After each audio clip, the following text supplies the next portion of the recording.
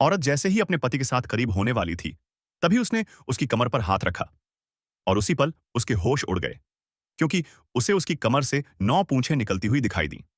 तभी सच्चाई सामने आई, जिस इंसान को वह अपना पति समझ रही थी, वह असल में एक लोमड़ी का रूप धारण किए हुए था। हैरानी की बात यह थी कि औरत को जरा भी डर नहीं लगा, बल्कि समय के साथ दोनों एक दूसरे से सच्चा प्रेम करने लगे और इसी प्रेम से एक छोटा सा लोमड़ी बेटा पैदा हुआ। एक दिन औरत ने अपने बेटे को घर पर छोड़ा और मायके जाने के लिए निकल पड़ी। लेकिन उसके जाते ही पति घर वापस आ गया। बेटा उसके पैरों से लिपटकर रोने लगा, मां मुझे छोड़कर चली गई। यह सुनकर पति का दिल पूरी तरह टूट गया। उसे लगा कि शायद उसकी पत्नी उसे और बच्चे को इसलिए छोड़ गई क्योंकि वह इंसान नहीं है। फिर भी बेटे की खातिर वह मायके जाकर सच्चाई जानने का फैसला करता है। उधर मायके पहुंचते ही औरत अपनी चालाक बहन से बदला लेने चली जाती है।